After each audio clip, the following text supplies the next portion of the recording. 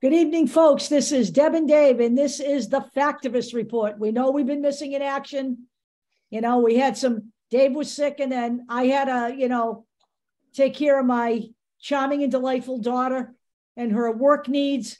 And, but we're back tonight, and we're ready to go. So I'm going to turn this right over to Dave.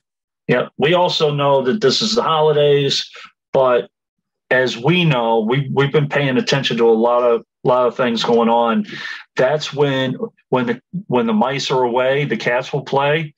There's a lot of stuff going on. There's another saying besides that one. It's called the shitbags never sleep.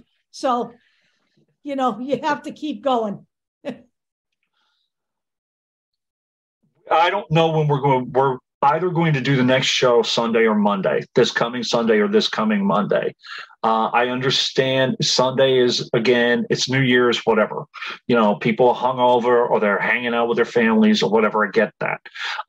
We probably wouldn't release it until Monday anyway, but we're either going to release the next show on Monday or Tuesday. I might not release it until Tuesday, honestly.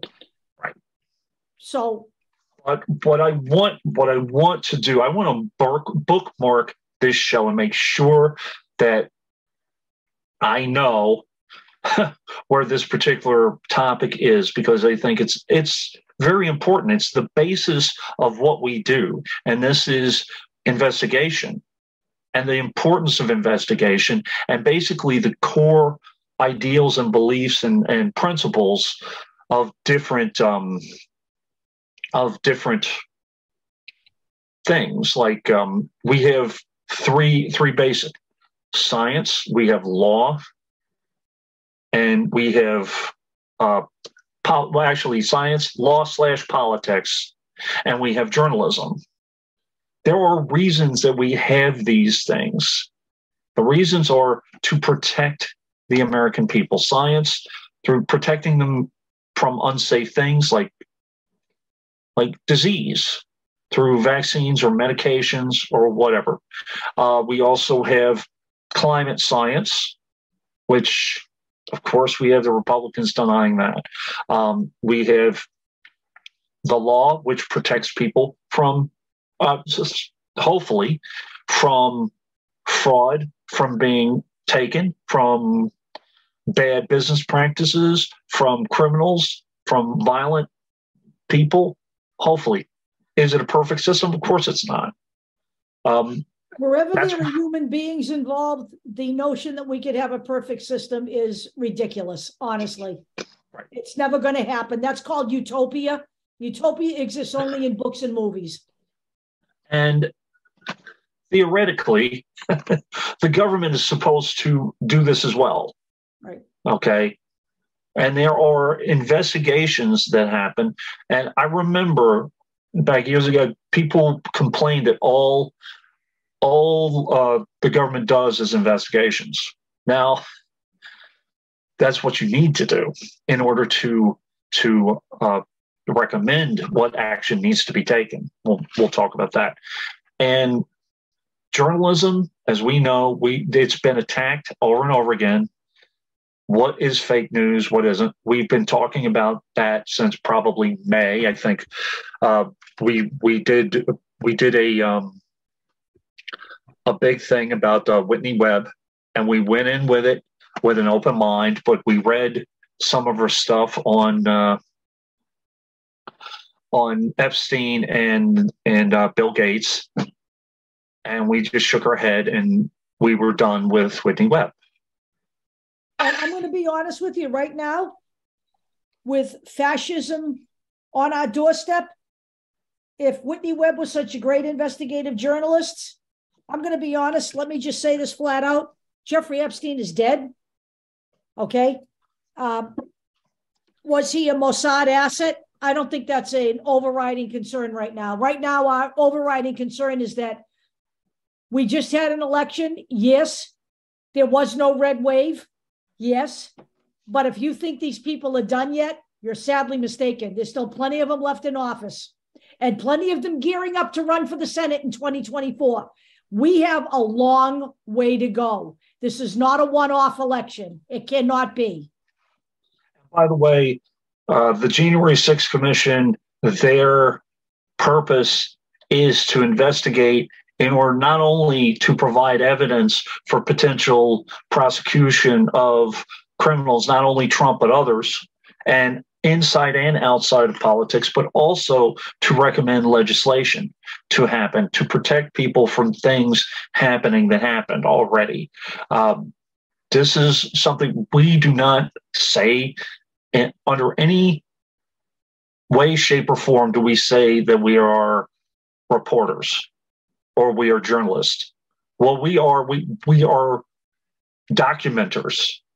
And we take the information that we find and we give it to you. We vet it as best as we can from sources that we trust, a lot of times such as AP and Reuters, and sometimes we did WikiLeaks, and we do sources from either one.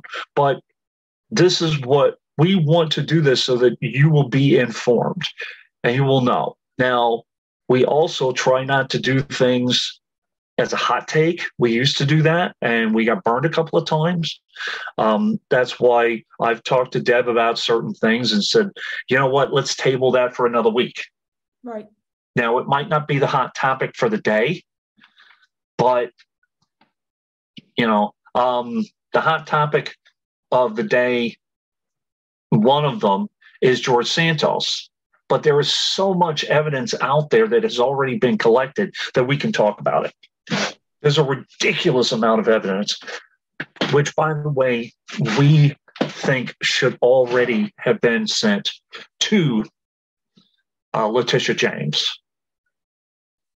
One thing I will say, if the DCCC knew about this and had information on him before the election, yes, it should have been. They sat on it. They were too complacent.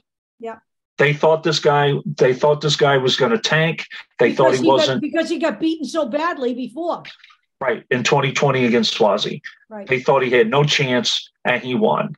Right. And the Republicans are laughing all the way to the bank on this. One thing we try to one of the things we try to do too is recommend, based on what we find, certain things that maybe should be in legislation, like stronger punishments for non-disclosure of residency. If I live in Texas, if my primary residence is in Texas and I'm running in a New York seat, I should immediately be taken out of the election. Exactly. I should be, and not only that, considered for criminal review for fraud. Mr. Walker, legal residence on all his taxes is Texas. He's running in Georgia. Mehmet Oz, another one, right? By the way, George Santos, right, who's supposedly his primary residence is in Florida. What the actual? Right. Okay. You say that last word. What the actual fuck is he doing running in New York and getting away with it? So what I want to do is talk about some of the different fields. And what I did was I took science, I took journalism, and I took law and / the legislative branch, and some of the things that are common and are the same when you're talking about an investigation, so that people understand why things take so long, why they're being so slow, why they're being so deliberate. Letitia James, or Merrick Garland, or, by the way, Anthony Fauci, or any of these people. So I'm going to start. Let's see here. Share the screen. It's not letting me share the screen. Why? I don't know. Hold on. You're on for multiple participants. Oh, look at that. That's weird. Okay, maybe I won't share the screen then. Hold on. So apparently I'm not going to share the screen. But I'm going to go through my sources, okay? So the first one is science. The scientific method. You observe and you form questions based on those observations, and you ask open-ended questions that don't have one answer or don't assume what the answer is already going to be. Like, why did so-and-so did, why do masks not work? Or what masks don't work? The question is, do masks work? And what type of masks work if they do? And to what degree, and that kind of thing. You have a hypothesis, you test with experimentation, you control the environment, so you take out some of the things that might contaminate your data. You analyze data, you report, you analyze the conclusion, and you analyze the data, and then you report a conclusion. And if the data is not conclusive, you go back to the whole thing all over again. So let me see here.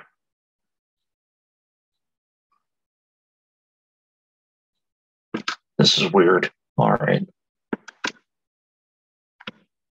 Hold on 1 second. Why is this doing this? I don't know. I give up. Why is it? There we go. Now we're doing it. Look at that shit.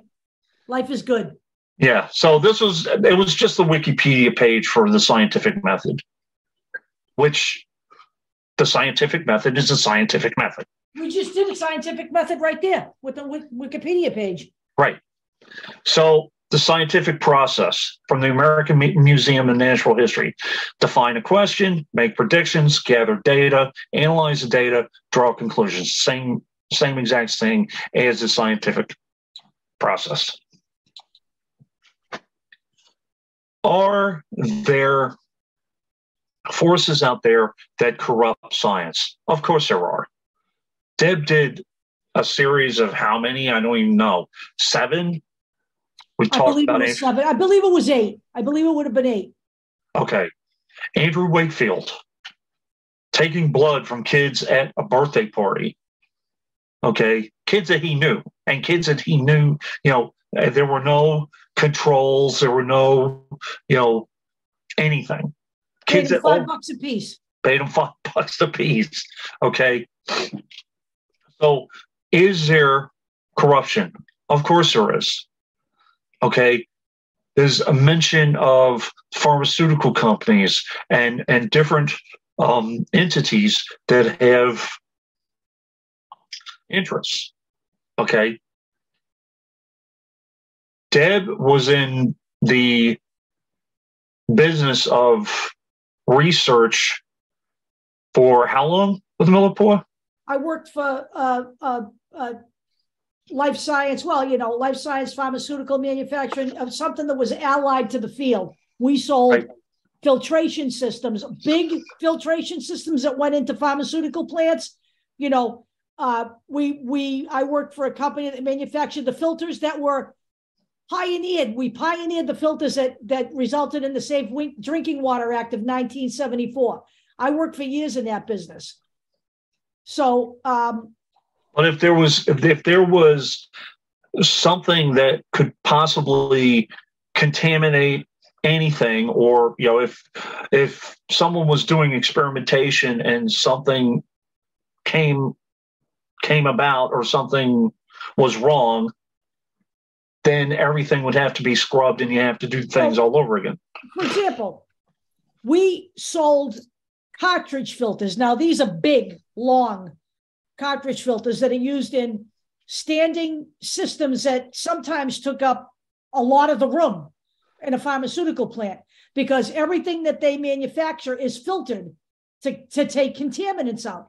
If we changed the way we manufactured our filters, literally the FDA had to come in every single time and inspect the entire operation. They had to inspect it, and then they had to test the filters to make sure they weren't adding anything to the solution we were trying to take contaminants out of. So for people to say the pharmaceutical industry isn't regulated and watched is bullshit. I can tell you that from having worked in it for 35 years. I actually did the promotion for the pharmaceutical processing division for 2 years. So I worked in every aspect of that. Same thing in the semiconductor business. Okay? It's the same thing. Now, I don't want to get into too many stories, anecdotal things, but what I will say is that my mom worked in a laboratory back in the 1980s. And of course, you have business interests that want test results to go a certain way. My mom became a whistleblower, and she left the lab industry because her boss told her to corrupt the samples. They were testing mercury and lead levels in the James River, and they were off the chain at the time. So he told them to take tap water and put them in the samples, and they blew the whistle on him. So hey, things like that happen all the time. I was doing a photo shoot for a product, and we were competing against the competitor directly. Yep. And one of the claims that we made was that the filter unit that was being used to filter media to grow human cells was foaming. The competitor's product caused foaming, which would denature the cells or degrade the cells. And it actually did happen in real life. But in that photo shoot, we could not get that thing to foam. All right, no matter what we tried. And the product manager who was responsible for our product said to me, well, just put some detergent in it. And I said, hell no. I said, if you think I'm going to do that, then you need to get somebody else to do this whole photo shoot, because I'm not going that route. Right. You know what? You come down here and run the sample yourself. If you can get it to foam, we'll photograph it, but I am not participating in that shit. Right. So there's a point that this particular piece is saying that all scientific and technical knowledge is intrinsically morally good. The purpose of science is to benefit the population. Since there's only one science, immaculate and at the service of development, peace, and humanity. Yeah, science itself is not corrupt. It's in recent decades, corporations have not only consolidated their own bodies of science and technology, they've also been penetrating, co-opting, and purging their service science carried out in public and private universities, etc. Okay. That, in some cases, is true. We saw that with Theranos. Okay. We also see that with unregulated products that should be regulated by the FDA. What am I talking about? Of course, I'm talking about supplements and vitamins. $288.5 billion revenue by 2030. I can go on Google right now, and I challenge anybody to go on Google and type in supplement business. Oh my God. And there, hold on.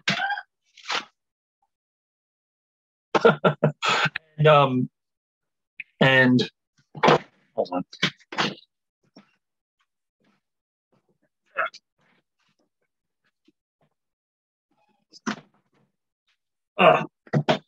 And I challenge you to do this.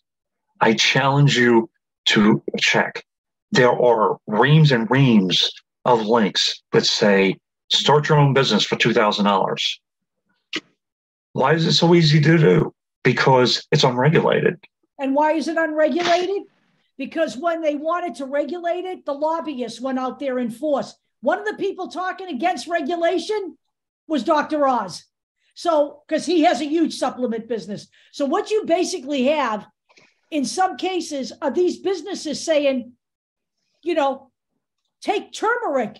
It prevents inflammation. There is absolutely no evidence in any scientific literature that actually does that. It comes from an old world remedy. All right. Everybody's, you know, looking at this business and thinking, I watch TV.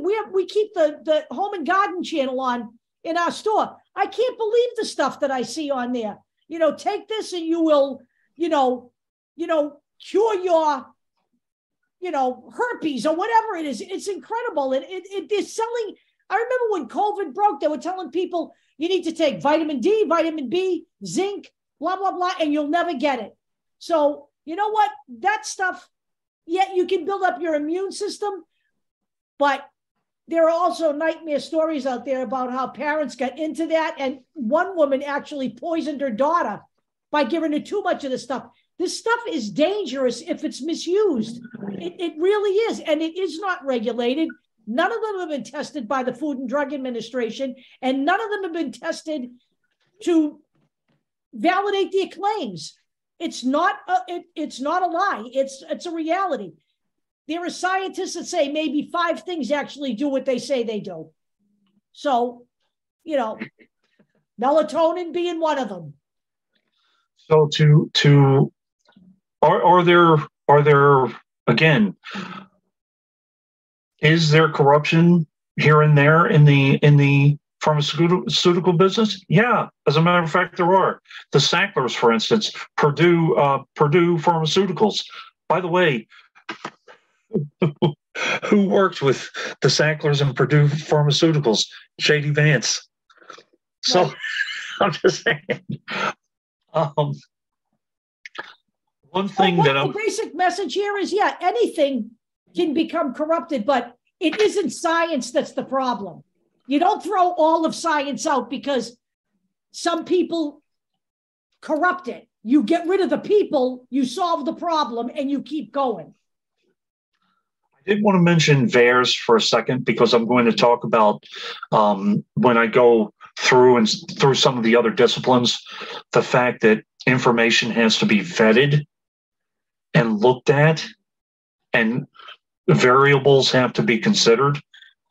VAERS is a system in which it's a reporting system in which people can say, yes, I had COVID, so-and-so. But anyone can put that data in. So basically, people are acting like doctors. They're saying, I got the COVID vaccine and I had blah, blah, blah, blah, blah. None of that.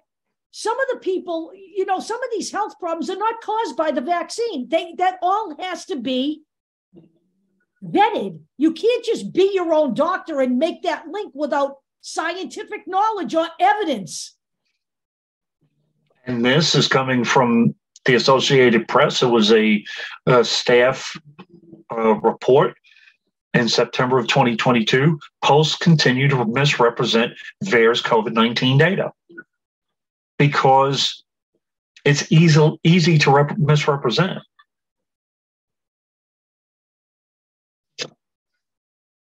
It's not controlled. It's not looked at. So now, do scientists go to that and look and when they do find somebody that's had an adverse reaction? Yeah, that's how they look at all of that stuff. And we know some people have adverse reactions to vaccines. They have for all of history. And why? Because every time you create a vaccine, you can't account for the individual chemistry of 337 million people's bodies. Okay. I remember, again, anecdotal data, an anecdote. One lady in, I think it was Mississippi or something, she took the vaccine, had an adverse reaction, and everybody lost their minds, saying, see, here's evidence that vaccines cause death. But what wasn't reported initially was that she had a pre-existing condition. Right. Okay. So. And by the way, Judy Mikovits predicted that 50 million people were going to die from the vaccine. That never came to fruition. Never did. Just like, the people who claimed that the army was going to come to your door and stick the needle in your arm also never came to fruition. So the next discipline is the legal discipline, where you investigate. You look at the current laws and you see, did this person break a law? Now we go from just a lawyer to having to defend somebody, to a judge, maybe in a non-jury trial, the jury's looking at evidence, to the attorney general like Letitia James looking into, did George Santos break New York state law? There are 4 universal principles, okay? Accountability. Now, the government as well as private actors are accountable under the law. Should be, by the way, should be accountable under the law. Right. That's a principle. Does it happen all the time? Of course it doesn't. But we have to move towards that. Number 2, just law. The law is clear, publicized, and stable, and is applied evenly. Again, there are criticisms of that. And obviously, some of them are credible criticisms. It ensures human rights as well as property, contract, and procedural rights. And people say it all the time. You have a guy in Chicago gets caught stealing, and he gets years. And then you have somebody, Sam Bankman-Fried or whatever, and they get away with it forever. So, number 3, open government. The processes by which law is adopted, administered, adjudicated, or enforced, accessible, fair, and efficient. Basically, we're talking about equal enforcement and fair and unbiased lawmaking. Accessible, impartial justice. A timely manner. Now, that is a timely manner based on the amount of investigation that has to happen. That's where you have statutes of limitations. That's why Deb has been talking about it for a long time. With the G6 Commission, that investigation has a time limit of 5 years. From January 6, 2021, January 6, 2026 will be the statute. So that's what it is. We have independent representatives, neutrals who are accessible, have adequate resources, and reflect the makeup of the communities they serve. So that lends to an unbiased representative lawmaking body. This I wanted to put in because we're talking about investigations. We're talking about, this is just a criminal investigation, and it kind of mirrors what we talked about with the scientific investigation. So, 7 steps of a crime scene investigation. You identify how big the crime scene is. Okay. And if it's happening in real time and you can do it, you establish security. You make sure that the evidence is not corrupted if you can. Create a plan, communicate with the other investigators. Conduct a primary survey. You do, you look at evidence, you take photographs, you interview people at the scene if you can. Document, process scene. Conduct a secondary survey, another walkthrough, make sure everything's done, and then record and preserve evidence. And then you go into the analyzing part of it. Now, Jack Smith, people like that, Merrick Garland, they're doing that now. Okay, but they don't have the luxury of being at the crime scene in terms of the Capitol building, in terms of, the documents. They have to figure out, or people had to figure out where those documents were taken from and taken to. So it's going to take a little more time. And with regard to J6, let me just say this. You know, the people who were stupid enough to film themselves and put themselves on Parler are always going to get prosecuted quicker than the people who were the conspirators who built the whole thing and instigated the whole thing. You have to prove in a court of law that there was collusion. You have to have the evidence, which means you have to have the emails, the texts. They're just getting their hands on that now. Right. Because unfortunately, the law works for both sides. And you know and I know, and if you've been reading, you know that Trump and his minions have been trying to stall this thing from day one. How many people took the fifth? 34? There were 34 people who took the fifth. So, and how many people asked for pardons? How many people asked for pardons? 6. 6. So, you know, by the way, if, let's just say there's someone out there that we want gone, Ron DeSantis, let's just put it out there. If he is not involved in January 6th directly, he will not be put in the investigation. There is no evidence to link him. Would I want him gone? Of course I would. And also, let me say this. There were people who, so Mark Meadows stalled those texts for months. Correct. From being released, okay? They finally have been released. I'm going to tell you this. They have evidence of some people being involved in the whole thing, including the planning of it. But there are a lot of texts in that package, and the ones who just merely exercise their support for Trump verbally are not going to be prosecuted and removed from office, because that's not illegal. But those people who participated and made suggestions about how they could overturn the election are the ones they're going to focus on. If they're going to, you know, if one person said that they support Trump and they hope this pans out, that's not going to happen. Okay? The people who voted to overturn, they're not all going to be removed from office. So you need to understand what they can and cannot do under the law.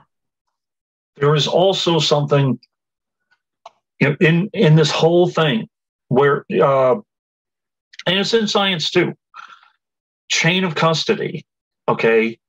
You have to make sure you know where samples went. If, like with a lab, if they were corrupted. I remember the Ryan Braun steroid case situation. Someone took his samples. Brian Braun was a baseball player, and he was accused of taking steroids. Someone mishandled those results, and they had to be thrown out. Okay? This kind of thing happens all the time. That was a chain of custody issue. And then the Andrew Wakefield thing, yep. where he came up with his brilliant deduction that vaccines cause autism. He literally told and put in his report that the samples were samples from kids who were being treated at his hospital in the UK. In fact, they weren't. They were samples being provided to him. The people that were taking the samples from were being provided to him by an attorney who was suing the pharmaceutical industry over the whole thing. Right. Okay. And some of them were actually flown to the UK from the United States to have their samples taken. So you can also lie about where your samples came from. By the way, Judy Mikovits also had issues. She actually altered her samples. She actually added stuff to her Added samples. Things to the samples. You know, that's not a scientist, folks. That isn't. And chain of custody shows who could possibly have altered those samples and added things to them, and guess where it directly pointed to? Judy Mikovits. So there is a reason for these things. So this is here for you to check out. Here's where I'm going to go with this too. In the coming weeks and months, especially when the House becomes Republican in January, the Hunter Biden scandal is going to be brought up again. There is no evidence that Hunter Biden actually even had a laptop. He had a hard drive. And the issue is that at one point, that hard drive was in the hands of Rudy Giuliani. 2019. 2019. There is a witness that states before Rudy Giuliani had that piece of potential evidence, there were files that were not on that hard drive. After, there were files that were added. And by the way, Rudy Giuliani himself stated to a news reporter that he hoped the information on the drive wouldn't have to be vetted. I submit to you that anything that Rudy Giuliani puts his hands on, if you can trust Rudy Giuliani, by now you need an intervention. He's about to be disbarred. All I'm saying is that when a piece of potential evidence is put in the hands of someone whose credibility and ethics are in serious question, that seriously corrupts any investigation. We thought about doing a Hunter Biden piece, a whole show on Hunter Biden. And then what happened? January 6th happened. And then what happened? All this other stuff came to light about the whole Hunter Biden thing. So we changed our minds. So let me just use a real world example, because everybody knows the story of John Benet Ramsey. Okay. Right. That whole crime scene was a shit show. Why? Because her parents and the police allowed all of the neighbors to come in and walk through the house. They never take the crime scene off. That's not the way it gets done. That really corrupted all of the evidence inside that house. People went down to the basement where the body was found. They moved stuff around. Right. You know, that right there, that just destroys everything. That's not the way this works. You don't take a hard drive from somebody that you want investigated, give it to somebody like Rudy Giuliani, whose credibility, Dave was kind of kind. I say Rudy Giuliani's credibility is in the toilet right now. I'm sorry, but chain of custody on that hard drive is dead. It's done. It's done. A point. So there is another institution that I'm going to talk about briefly. Okay, it is an institution that the Republicans use all the time, and that is religion. Why do they use religion? Number one, that's their base, the religious right. Okay, that's their base. Number two, it's very convenient that religion is not based on facts. It is based on faith. Blind faith. Blind faith. So religion has no place in government. Oh, nice. Here we go. So, and why? This is an opinion piece from a few years ago, actually, August 3rd, 2015, Washington Post, Jeffrey Schloss. They talk about the difference between science and religion. Again, religion is faith-based. It's non-factual. It's emotional. Okay. You're talking about, and it's very, let's say, tenuous. It sells a lot of books because it pisses people off, basically. You know, and people have very strong opinions about it. Including me. Yep. So now we get into the next, which is reporting. The reason that people report, or the purpose of reporting, is to bring things to light that need to be brought to light to protect the interest of the American public. Okay. Sometimes it works, sometimes it doesn't. In terms of George Santos, Newsday, it fell apart. Yeah. The New York Times got that story after the fact. All of the news media or journalism in general, because one thing didn't happen the right way. Okay. Right. It just doesn't work that way. It's not throw the, it's get rid of the baby with the bathwater. That's not the way it works. The New York Times was late. They reported on George Santos December 19th of this year, but at least they brought it to light.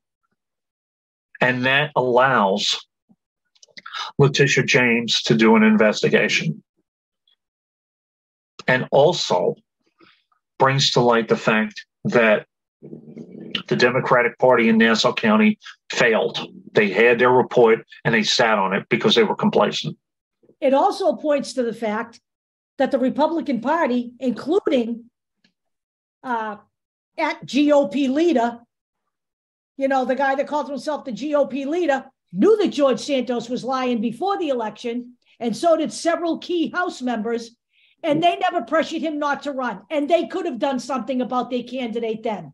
All right? They could have done something about that. They chose not to because the fact of the matter is they care about power more than the people. And that's the reality of it. Yep. They sat around making jokes about him before the election, not afterwards. They knew before.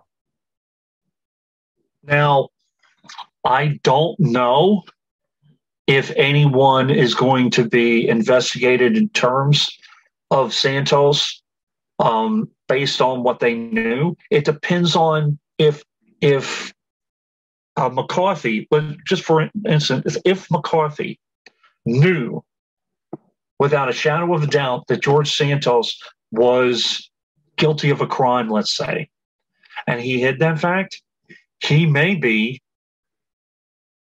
found complicit. Right. But again, and maybe not.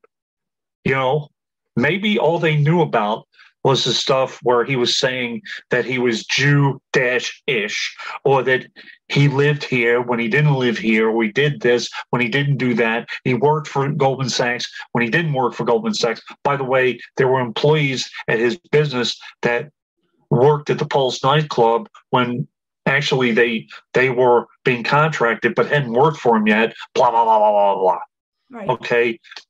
It's like there's so much chaff. You also have to see, which is just white lies to kind of, worse to just out criminality and fraud. But going back to, I wanted to show Reuters $100,000 in donations from Russia. Someone knows that because that had to be reported. Right. Well, actually, it wasn't reported. Oh. They found it out. They found it out after the fact. He did not report it. He didn't report it. So that is possibly, again, that's something that, hey, that's potential tax fraud, blah, blah, blah, or potential whatever. Where did that money go? Foreign nationals, especially Russia, are not allowed to donate that to too. U.S. Elections. So that's a reality.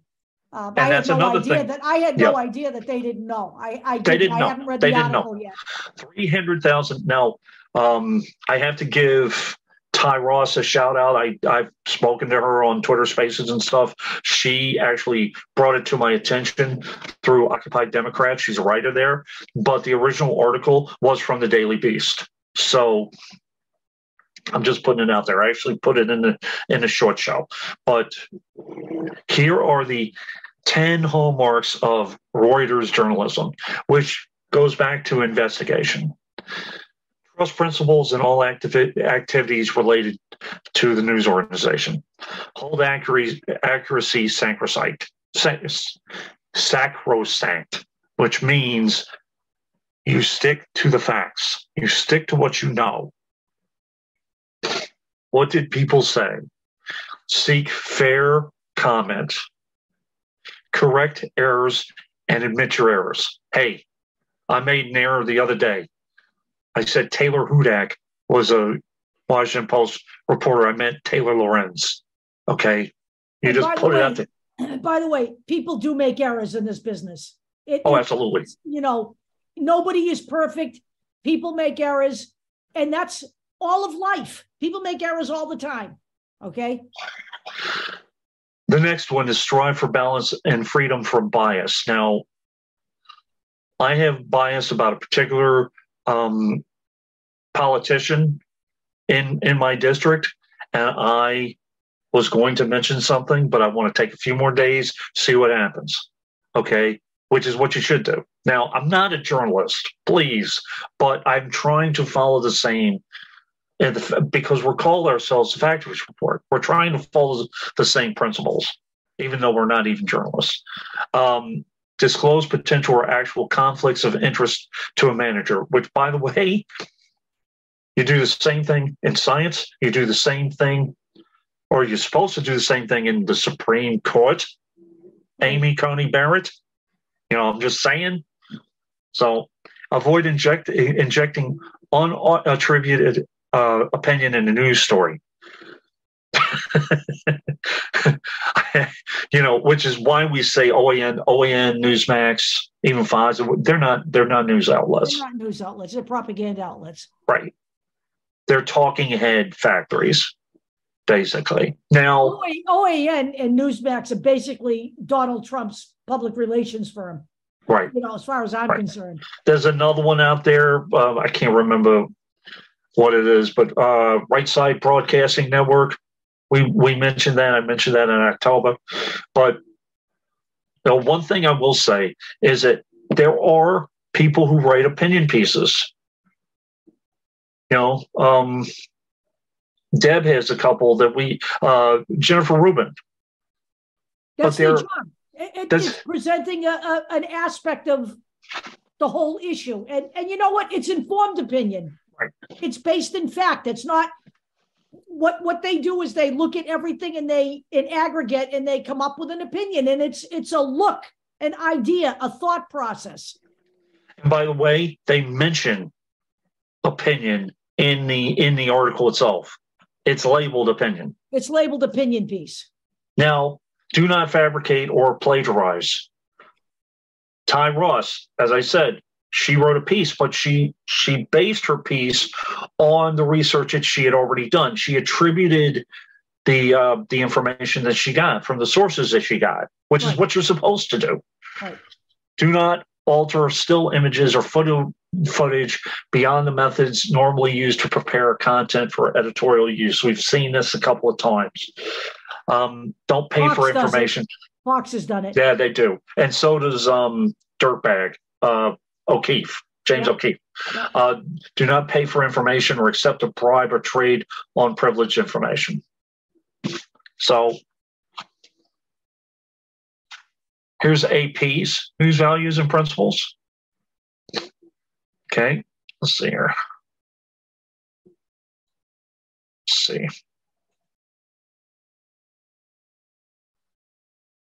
So basically, you avoid behavioral activities that create conflict of interest. There's a set of standards and practices, okay?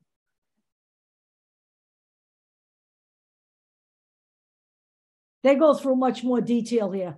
Yep. Yeah, you can click on all these and get all the detail of the way they do things. Let's just click on one, okay?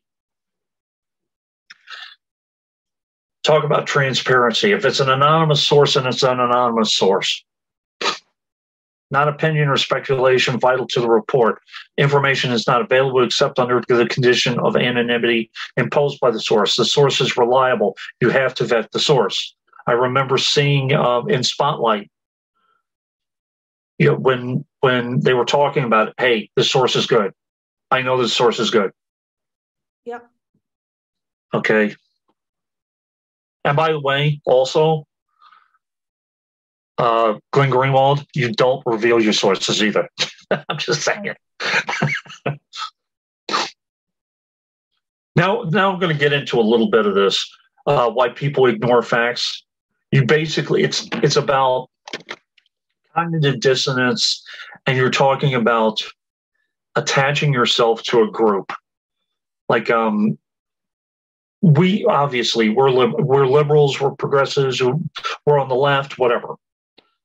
but at the same time, we try to distance ourselves. Some people won't. There was a Politico article where people were interviewed and asked about Santos, and they're like, well, yeah, but Democrats lie too. We hate Biden. You're not going to, you're going to just not admit that your side is wrong. Right. Which feeds straight into the Republican strategy. Again and again and again, I talk about Christina Pushaw because she defines it. She basically laid it out. She's the only person that I know of that, here, this is out there, and this is something also from the Brookings Institute that talks about the loss of mutual respect, which ties into identity. You identify as one person, and you do not respect other groups of people, especially like you see it with the right wing, with African Americans, with Native Americans, with LGBTQ community, with females. I'm not saying every right winger. Well, not right winger, every Republican or conservative. Right wing, yeah, but not every Republican. But the extreme right wing, yeah, they do that. So here's a couple of things I wanted to just mention at the end. Here is the J6 website. You can take a look at it. Obviously, we're going to be talking about it. There's 800 pages of a report that you can take a look at. This investigation just from the J6 Commission took 18 months. The J6 Commission's job was to investigate for two reasons: to suggest potential indictments and potential further investigations and information to the Department of Justice. The J6 Commission was the investigative arm. Department of Justice is the judicial arm. Or the prosecution arm. Or the prosecutorial arm. By the way, the other thing the J6 committee does is recommend legislation. So that was the second part, yes. This never happen again. Right. Some of this, in terms of voting and that kind of thing. Now, there's one thing I wanted to mention because I didn't want this to fall through the cracks. All right. We were going to do a show, or we were going to do something, and I think I may have mentioned it, but I want people to understand false information, slander, demonization, bashing can cause irreparable harm, and it did to this individual. So we have Henry Berg Brousseau, who unfortunately he worked for the Human Rights Campaign and was a transgender youth, 24 years old, committed suicide. Okay. This was a child of a Democratic state senator, Karen Berg. Now, obviously, she's going to take this situation and solidify it in her state and fight against all of this. But she criticized the Republican wing for demonizing transgenders.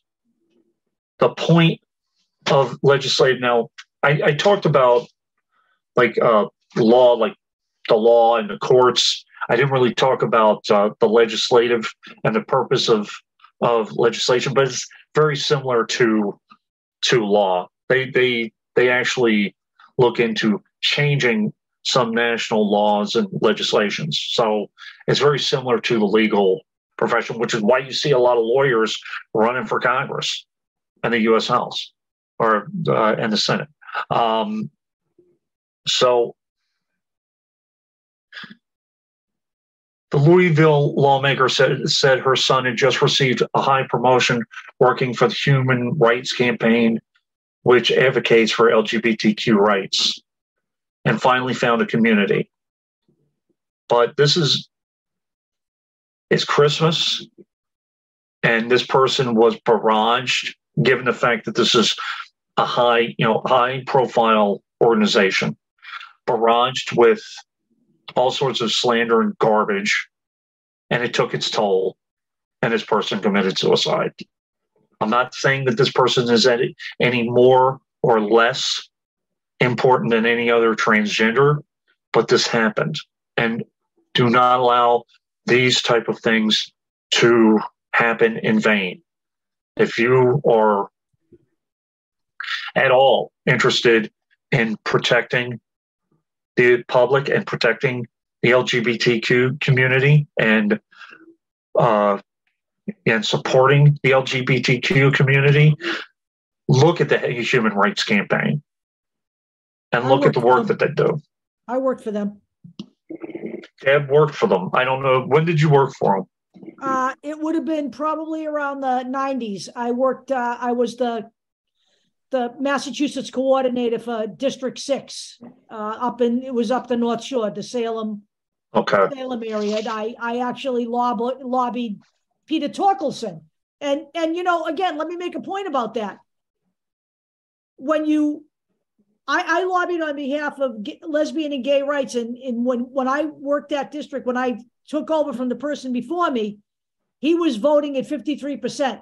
When I left, he was voting at 83. When he left office, he was voting at 83%. That's what you do, folks. You go out, that's all part of the game. Pro-LGBTQ legislation from 53 to 83, 85%. That's how you promote. And you don't just dismiss people simply because they're Republican. Maybe you dismiss a dirtbag like Lauren Boebert, you don't even bother because it's wasting your time. But before I stop this, Berg said her son spent his life working to extend grace, compassion, and understanding everyone. She said the vitriol against trans people and real-world implications for how trans people view their place in the world and how they're treated as they just try to live their lives. If I have one ask, it would be this: practice tolerance and grace and work on loving your neighbor. By the way, all of the demonization results in a different thing too. I'd like to point out that as of today, or as of November 16th, 32 transgender people have been murdered in the United States. Right. So this is our website. I know Deb is working on revamping it somewhat, but this is what it is right now. Yeah, I have to get it into post midterm shape, which is going to require me, actually, I'm considering taking 2 or 3 days off in a row, just so I can work on it, because it's a very large site. So that's coming up. I haven't gotten to it yet, but I'm still collecting a lot of 2022 midterm data anyway, so I can make the change. So, but a lot of this website is based on the links that we have provided you already. Just so you know, I know that let's say the list of the people who supported the reinstating of Trump as president, the over 100. I always get the number wrong. 148. At the time, it was 147 who voted to overturn the election. But we fought off a lot of stuff in the midterms, but there's still plenty of people. I mean, I believe the number is even higher, because the people who several of the people who were elected on the Republican side were, basically the same kind of people as Jim Jordan, extremist, J.D. Vance. Okay, he's one. By the way, I do want to say this: J.D. Vance may be at some point investigated. For Sackler, there's some other things going on. Support. Oh, yeah, I forgot this one. Santos is another thing I just found out. like J.D. Vance, provided funding for legal representation for some of the J6 insurrectionists. Just so you know. So this is from a guy providing, loaning himself $700,000 for his campaign, giving money to, help the legal representation of J6 insurrectionists, who was actually seen earlier this month at a white supremacist rally. This is Santos, by the way. Right, this is Santos. And by the way, who has been evicted from several apartments. Where did he get this money? Where did this money come from? And again, this is why the next step in the Santos saga is to push Letitia James to investigate and then back off. And by the way, on December 27th, he was seen moving into his sister's house. So, there's a lot of questions here. One thing that I do want to say also, there has to be a baseline of politicians lie. We all know it. We all know they embellish. We know that. But there has to be a line. One of those lines, one of those very basement floor lines is you cannot lie about where you live. You have to live in where you're running. There is a question as to whether George Santos's primary residence is even New York. Yep, they're saying it's probably Florida. We have to either strengthen the punishments. People should be expulsed. If this is, that should be grounds for immediate expulsion. I don't care if you're Republican or Democrat. Okay, if it can be proved without a shadow of a doubt that your primary residence at the time you were elected is something else,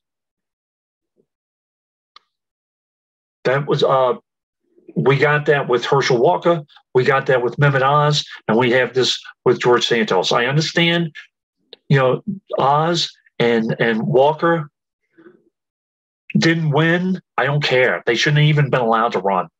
Correct. This creates a dangerous precedent. You just have people all over the place.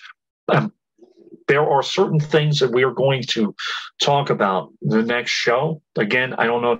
It may be Sunday, it may be Monday. It depends. We're basically going to be talking. Deb and I are going to be going over a laundry list of stuff that we really think we should be covering in the next year. Yep. As of this point, a couple of them, I will give you a little bit of a teaser. People who are still in government. Remember Michelle Fiore? I believe that's her name. I hope that's her name. It is. Okay, so I get names wrong all the time. Arizona nutbag who ran for office. She was crushed. However, now she's been appointed a judicial position. Okay, do not for a second think that these people are going to go away. George Santos initially ran against Tom Suozzi, was decimated. He was not taken seriously in this election, and he won.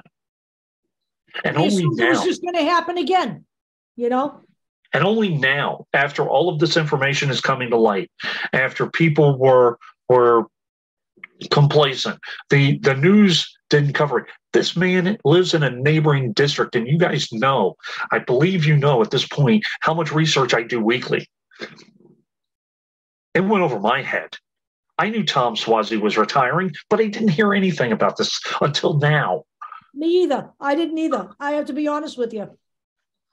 And the first thing I do when I get up in the morning is read the news. And the first thing I do before I go to bed at night is read the news. And if I'm home all day, I'm looking at the news all day long. It was nowhere in the news. It was nowhere. I'm listening to people within the Working Families Party, within the Democratic Party, within the Green Party. No one brought this to my attention because this guy was being ignored. Do not ignore the quote-unquote fringe candidates because they quote-unquote cannot win. You see them winning over and over again. There are no fringe candidates anymore in the GOP. They are now the fringe is the face of the GOP. Now just take a look. Just take a look at who's in the party. And I'm going to tell you again, if you are an old-time Republican and you're voting for these people just based on party line, you're making a big mistake. Because if you ever want your party to be what it used to be, these people have to be rooted out. Deb and I mentioned it in the other show, 81% in that district, 81% voted in the New York 3. Okay? That's now, I don't know. That's Santos. Democrats typically don't vote and Republicans do. If Democrats voted, we wouldn't have a lot of this.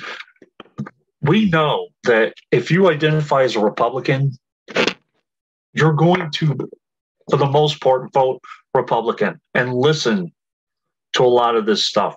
There are Republicans out there that are fed up with this Republican Party. That's another thing that we have to talk about. We do have to listen to these people and not kowtow to them, or but listen to them and work to push these extremists out. Okay, if we're going to have Republicans in, we can't have the J.D. Vances of the world and the Lauren Boebers of the world and the Marjorie Taylor Greens. It's bad enough to have old school Republicans in. It was even worse having Tea Party Republicans in, and now it's even worse with the MAGAs. Right. They're getting progressively worse over time. Right. So if we can push it, even if you have to have a Republican in, I would rather have a Liz Cheney. Okay. Now, I'd rather have a Democrat, but if you have to have a Republican, I'd rather have, Liz Cheney or Kissinger.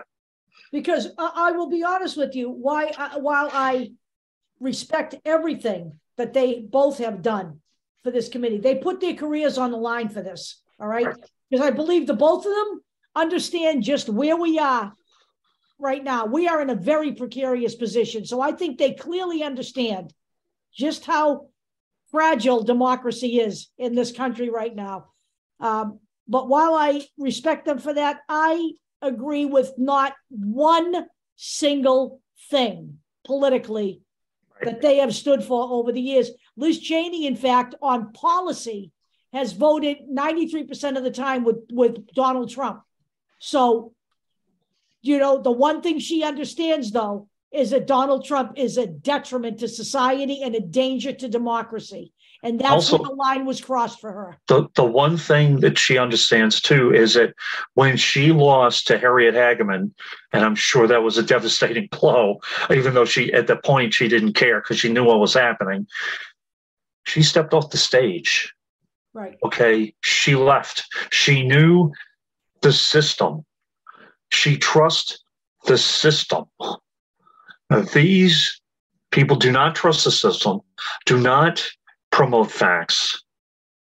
One thing that I want to talk about, too, going forward is this idea of, number one, the dino, and number two, the quote-unquote idea of lesser of two evils. I'm going to continue to talk about this, okay? The more you go there, the more you go to the lesser of two evils thing, I'm not going to vote. It's just voting for the lesser of two evils.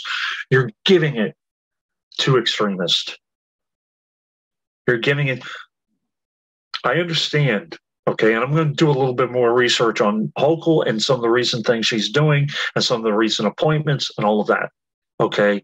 I don't want to go into details on it, but people are calling her a dino, and that she should not have won.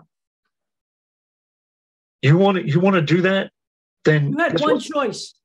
Well, you had two choices, actually. Primary her and put someone else in, because people did run against her. I believe Swansea, I'm not sure about this, but I think Swansea was actually in there. Okay, there were other people who ran. I don't think Letitia James, I think she backed out, but she was considered. Okay, but you had people who were willing to primary her. Either primary her or give it to a Trump extremist in Lee Zeldin. Okay, this is where we're going. Now, in terms of dino, I'm tired of hearing this term. First off, we are not, Deb and I vote Democrat. However, our purpose is to look at people who promote the human rights of others and promote the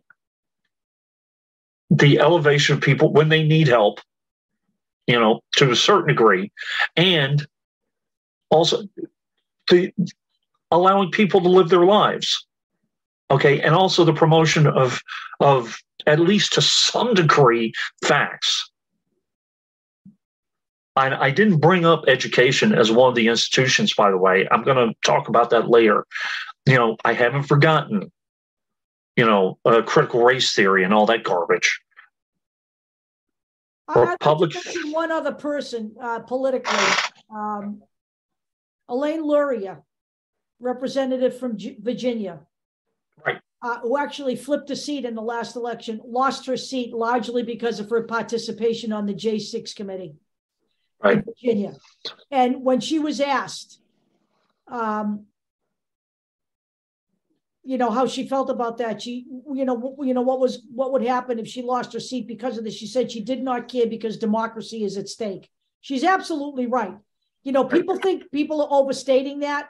You guys got to wake up. You really do. If you think this is a joke, you really do. And if you think both parties are the same, you got to get over that too, because they're not. You're not going to have, there is no candidate who is actually doing their job that is not going to, at some point, piss you off on a decision that they made. Okay. There are politicians that are too afraid to do their job because they're too busy keeping their job. You see it all the time. By the way, there's another statement by the Dalai Lama. Perfection is not a human option. It is not a human option. You're not perfect. I'm not perfect. Nobody is perfect. There is no utopia, and there's no perfect government, and the people in this country need to be involved, okay? They need to be involved. I will say that at some point, one of the things that Deb and I are going to be talking about is the appointment of Henry LaSalle, which is a huge deal in New York. It's like a big controversy.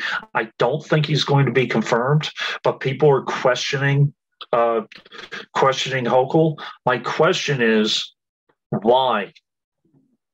Exactly what was the motive for Kathy Hochul? Because he would be the first Latino to be appointed in that position. However, I'm hearing that many Latinos were begging her not to appoint him and maybe appoint another Latino. So I'm just curious as to why.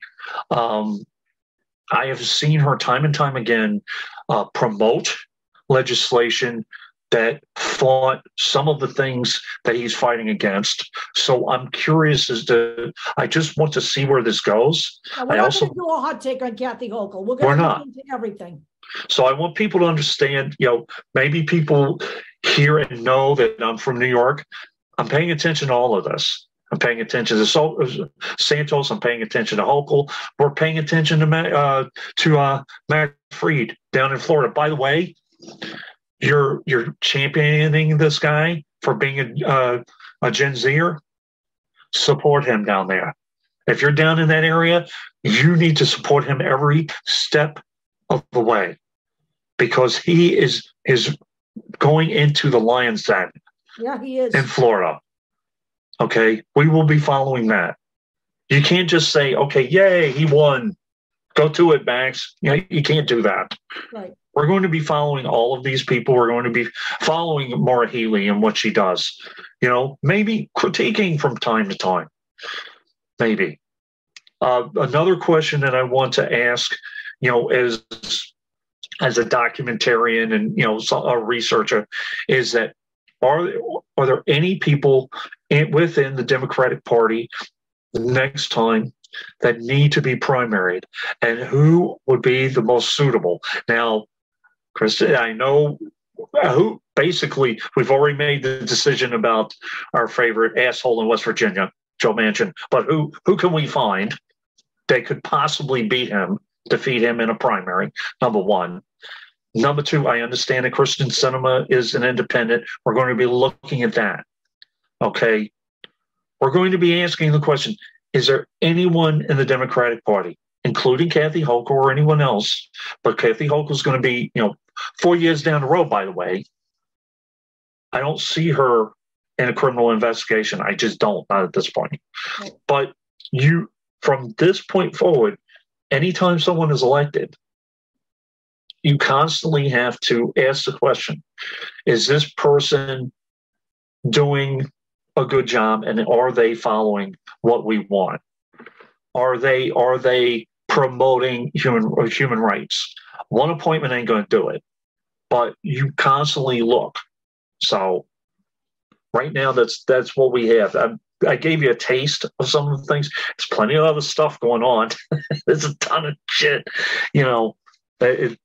It just seems like that in December, a lot of stuff explodes because people know that people are busy with the holidays and, trying to pay for the heat and, just trying to get by. So there's a lot of stuff going on within the Democrat or within the Republican Party, rather, like fighting for who's going to be the House Majority Leader. Joke. By the way, it doesn't matter who they elect and who they put the stamp on. It's Marjorie Taylor Greene that's running the House. No matter how you look at it.